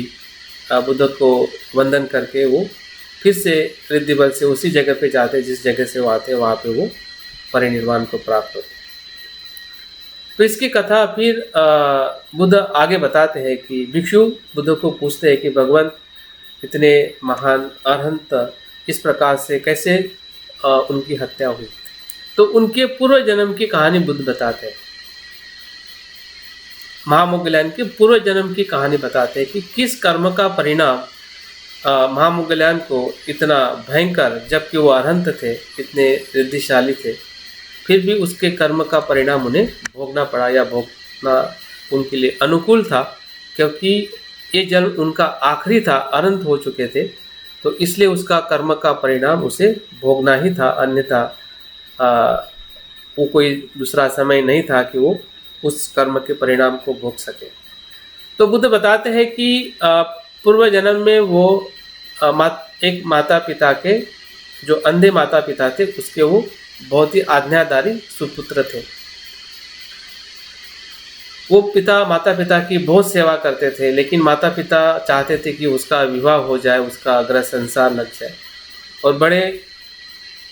जबरदस्ती के साथ महामौगल्यान की शादी की जाती है, विवाह किया जाता है। और जो उसकी जो औरत होती है वो बहुत कपटी होती है, अपने माता पिता को बहुत परेशान करती है। और यहाँ तक परेशान करती है कि एक दिन उसको घर से बाहर लेके जाए। इतना द्वेष, इतना तिरस्कार जो उसका पुत्र आज्ञाकारी होता है उसके मन में पूरी तरह से जहर फैला देती है। और पत्नी बोलती है कि अगर ये तुम्हारे माता पिता रहेंगे तो मैं नहीं रहूँगी, तुम इसको कुछ भी करके घर के बाहर आप लेके जाओ। तो माता पिता के प्रति उसका प्यार तो होता है, लेकिन वो पूरी तरह से अंधभक्त हो जाता है पत्नी के प्रेम में, और वो एक साजिश रचता है और माता पिता को कहता है कि कुछ रिश्तेदार तुम्हें मिलने के लिए आए हुए हैं, उस रिश्तेदार को मिलने के लिए हमें जाना है। तो माता पिता को बैलगाड़ी में बिठा के पीछे वो चलते चलते जंगल के रास्ते से वो माता पिता को ले जाता है। उस समय बहुत सारे डाकू का रहना एक स्वाभाविक है जंगलों में, और मध्य जंगल में वो प्लान करता है कि माता पिता को कैसे मारा जाए, जो उनको भी पता नहीं चले। तो वो बीच जंगल में वो डाकू की आवाज़ निकालता है। तो माता पिता को लगता है कि डाकू आ गए हैं, और अपने प्यार के कारण माता पिता अपने पुत्रों को बोलते हैं कि बेटा तुम भाग जाओ, डाकू हमें पकड़ने के लिए आए हैं या मारेंगे, तुम अपने आप को बचाओ। और वो बचाने का नाटक करता है और वही डाकू बन के आके अपने माता पिता की हत्या करता है। तो ये माता पिता की हत्या एक प्रकार से महापाप है, लेकिन फिर भी इस जन्म में महामौगल्यान ने अरहंत को प्राप्त करने की वजह से या जो उन्होंने अरहंत का अनुभव लिया था, और उस अनुभव के कारण वो उस पाप कर्म को अनेक जन्म तक पहले भी वो सहता रहा, और इस जन्म में उसका फल जो है भोगने का समय आया था, और उस फल का परिणाम उनको मिला ही मिला। क्योंकि कोई भी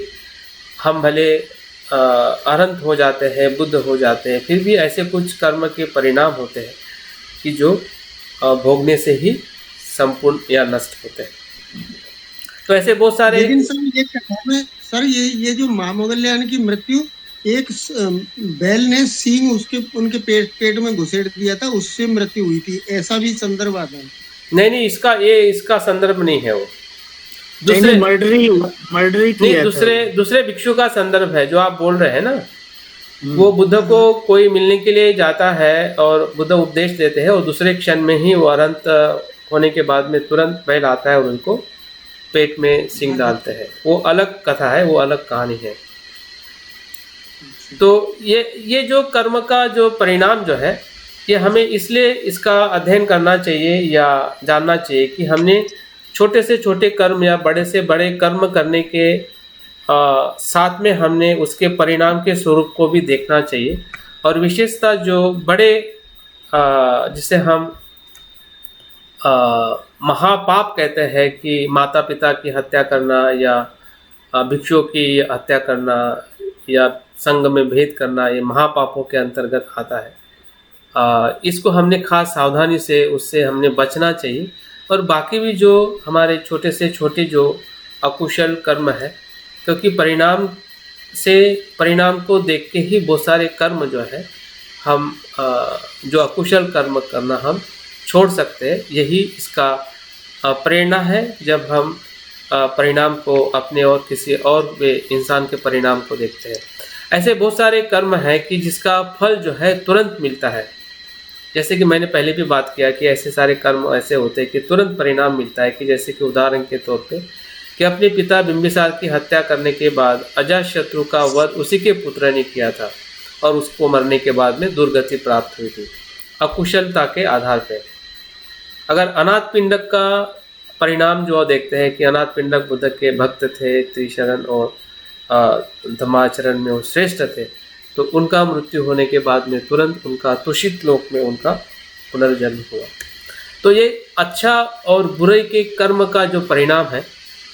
वो तुरंत मिलता है, जैसे कि महामोगल्यान के कर्म का परिणाम अनेक जन्मों के बाद में मिला है।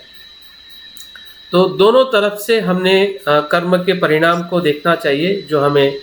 साहित्य में ये सभी प्रमाणित उदाहरण है, ये कोई कल्पना नहीं है। जैसे कि डाकू अंगुलीमाल का जीवन बदल जाना, अम्रपाली का जीवन जो गणिका थी उसका जीवन बदल जाना, क्रूर जो अशोक राजा था वो सम्राट धर्म राजा बन जाना, ये सभी उदाहरण क्या दिखाते कि उनके कर्म को उन्होंने कैसे बदला और कैसा उनका वर्तमान का जीवन, या अगर हमारे कुछ अकुशल या कुशल भी जो भी कर्म हम कर चुके हैं और उसका ही परिणाम कहीं ना कहीं हमें आज के जीवन में अगर कुछ भी हमें सुविधा से कुछ या धम्म में जो कुछ भी हमें लाभ हो रहा है, तो कहीं ना कहीं हमारे ऐसे कुशल कर्म रहे हैं कि जो ये परिस्थिति को निर्माण करने के लिए हमें मदद कर रहे हैं कि हम धम्म को सुने, धम्म का आचरण करें, या ऐसे मित्र के साथ में रहे कि जो मित्र हमें धम्म जीवन जीने के लिए मदद करते हैं। तो भले कुछ चीज़ें हमें एग्जैक्ट समझ में नहीं आती है, लेकिन कुछ प्रमाणित उदाहरण देख के हम समझ सकते हैं, कुछ अपने चिंतन के अनुभव से देख सकते हैं कि बाकी सभी को क्यों नहीं मिला, मुझे क्यों मिला। सभी तो बहुत सारे लोग आसपास में हैं, मेरे मित्र, मेरे परिवार के लोग, मुझे क्यों मिला। तो कुछ तो है इंडिविजुअल की जो आपका जो कर्म जो है और जो उसका विपाक जो है वो हमारे साथ में निरंतर बना हुआ है, या उसको हम देख सकते हैं। तो उससे हमारे कर्म करने की जो शक्ति जो है या प्रेरणा जो है उसको हम बढ़ा सकते हैं, क्योंकि कर्म जो है हमें सत्यता के तरफ ले जाने की शक्ति है। और सत्यता क्या है? सत्यता यही है कि जो उसके भीतर जो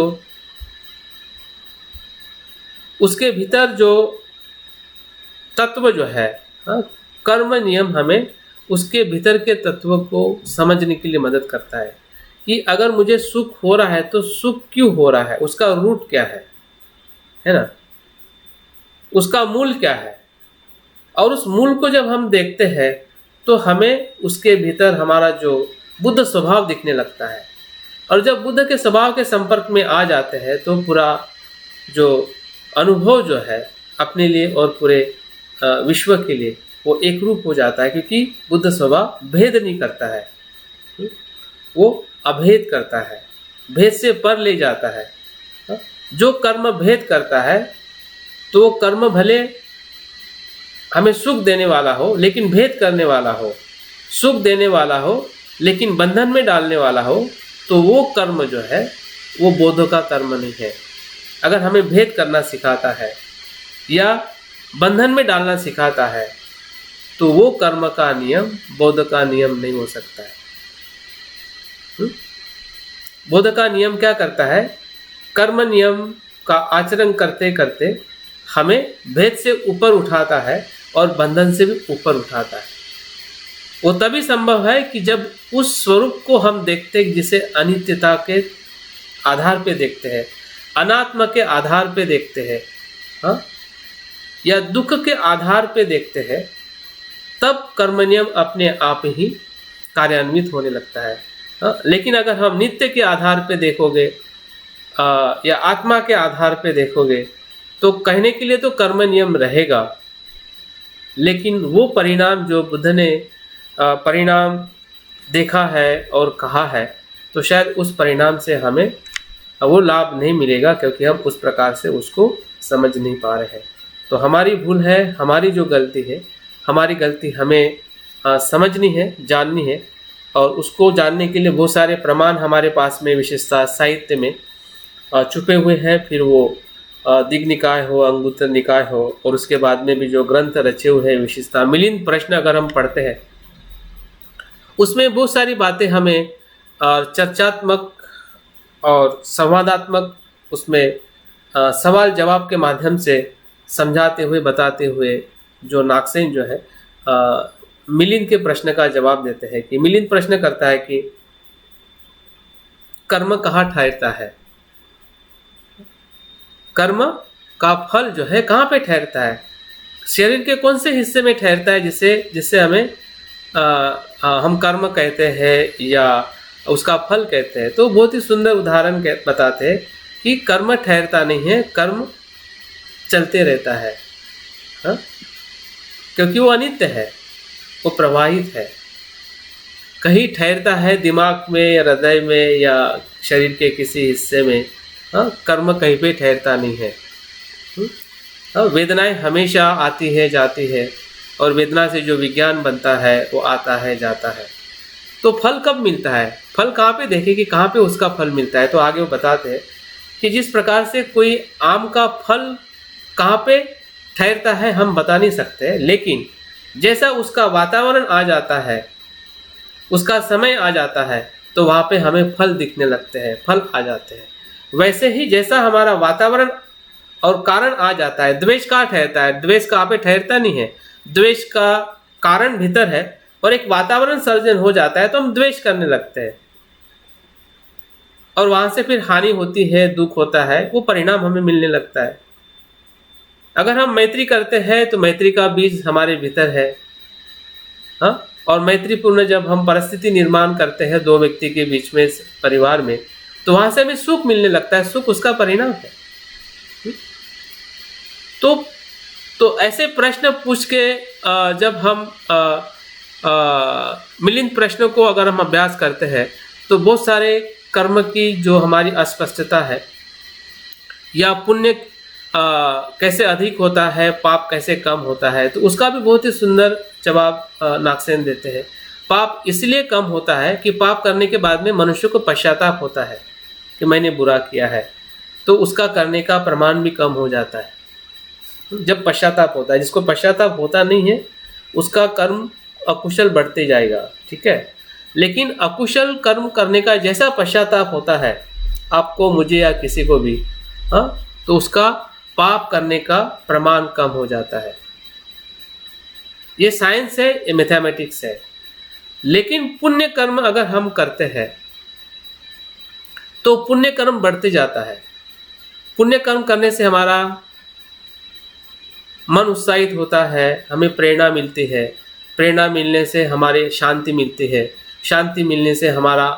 शारीरिक और मन का सुख मिलता है, और सुख मिलने से हम एकाग्र समाधि में जाते हैं, और समाधि में जाने से हमें सत्य का लाभ होता है। देखिए कितना सारा सुख बढ़ते, पुण्य बढ़ते गया। पुण्य मल्टीपल होते जाता है जब हम पुण्य कर्म करते हैं।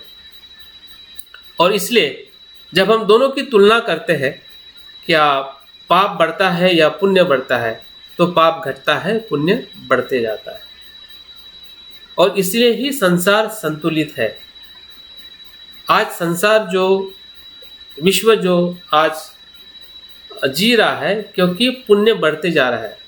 दिखने में हमें लगता है कि पाप बढ़ते जा रहा है, अकुशलता बढ़ते जा रही है, हिंसा बढ़ते जा रही है, वो दिखने में और समझने में ऐसा दिखाई देता है। लेकिन अगर उसका मल्टीप्लिकेशन देखें, उसका जो रियल जो मूल्यमापन देखें, जब तक संसार है तो संसार तब तक ही है जब तक पुण्य बढ़ रहा है या बढ़ने के कतार पे है। आप देखिए कि जो भी बौद्ध धर्म को जो पहले नहीं मानते थे, हाँ, वो अभी हजारों लोग, करोड़ों लोग मानने लगे। भारत की अगर हम बात करें, अगर विश्व की बात करें कि जितना भी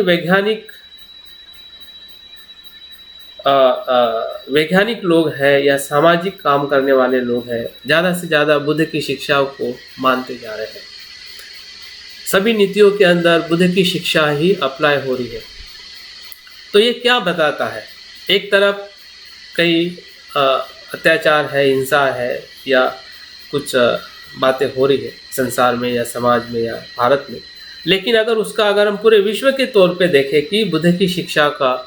जो प्रमाण जो है, पुण्य का प्रमाण जो है, कुशलता का प्रमाण जो है, बढ़ते जा रहा है। और वही बढ़ाने के लिए हम बौद्ध धर्म का आचरण और प्रचार प्रसार कर रहे हैं। तो इस प्रकार से हमें बुद्ध के कर्म नियम को देखना चाहिए। और मुझे लगता है कि अभी समय पूरी तरह से समाप्ति की तरफ आ रहा है, तो कल के सत्र में हम फिर से कुछ बातें इसकी छुटी हुई है, और इसके बारे में जो भी आपके मन में प्रश्न निर्माण हो रहा है या कुछ शंका है तो शंकाओं को ज़रूर लिख के रखें और ग्रुप में डालिए, ताकि मुझे भी पता चले कि किस प्रकार की शंकाएं आपके मन में विशेषतः कर्म नियम या पुनर्जन्म को लेके आपके मन में घर कर चुकी है, या आप उससे बाहर आना चाहते हैं,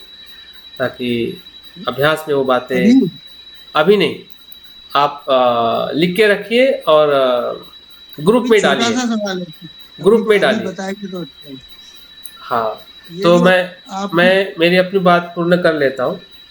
हाँ, तो आज मैं यहाँ पे रुकना चाहूँगा, और जो बातें मैंने बताई है या आप लोग पूरी तरह से समझ गए ऐसा मैं नहीं मान सकता हूँ, लेकिन कुछ न कुछ समझने के प्रयास में हम आ रहे हैं कि सही में हमारा जो अध्ययन जो है बाबा साहब के पद पे सही तरीके से हमने लेके आना चाहिए। हमारा जो तुलनात्मक अभ्यास जो है वो बढ़ाते रहना चाहिए। फिर वो बौद्ध धर्म का तुलनात्मक अभ्यास हो, वे थेरवाद से लेके वज्र परंपरा, वज्रयान परंपरा तक, या भारतीय बौद्ध धर्म है, या जो अन्य जो देशों का बौद्ध धर्म है उसमें भी हमने अध्ययन करना चाहिए, ताकि हमें पता चले कि किस प्रकार से बौद्ध लोग हैं अपनी शिक्षा को आचरण कर रहे हैं, या धर्म की भी जो परंपराएं पूरे विश्व में अलग अलग दर्शन से प्रसारित हो रही है, हो चुकी है, तो उनका भी जो महत्वपूर्ण सिद्धांत क्या है। भले हमें इतिहास और बहुत सारी चीज़ें हमें नहीं पता हो, इतना हमें गहरा अध्ययन समय नहीं है या नहीं कर पाते हैं तो नहीं करिएगा, लेकिन ज़रूर हमने वो जानकारी ज़रूर रखनी चाहिए कि जो हमारे आचरण के साथ में जुड़ी हुई है, और कर्म नियम है, आत्मा है, परमात्मा है, जातिवाद है, या ये जो मूल्य महत्वपूर्ण जो मानवीय जो मूल्य है उसके बारे में जो भी धर्म में उसके बारे में जो लिखा है, कहा गया है, तो उसको हमने ज़रूर एक बार पढ़ के उसके तत्व को समझने का प्रयास करना चाहिए, ताकि हम अपने सिद्धांत को और ज़्यादा श्रद्धा से आचरण कर सकें। क्योंकि हमें जब ज़्यादा प्रेरणा मिलती है कि जब हम तुलनात्मक कोई चीज़ों को अनुभव करते कि मेरे पास बुद्ध की शिक्षा कितनी महत्वपूर्ण है, मेरी जिम्मेदारी, मेरा आचरण कितना महत्वपूर्ण है मेरे लिए और पूरे संसार के समाज के लिए, तो हमारा आचरण और बेहतरीन हो सकता है और हम लोगों को और अपने आप को अच्छी मदद कर सकते हैं। तो बहुत बहुत धन्यवाद आज के सत्र में बने रहने के लिए, और कल फिर से हम इसी के अनुक्रम में जो अभ्यास है हम आगे बढ़ाएंगे। जय भीम, नमो बुद्धाय।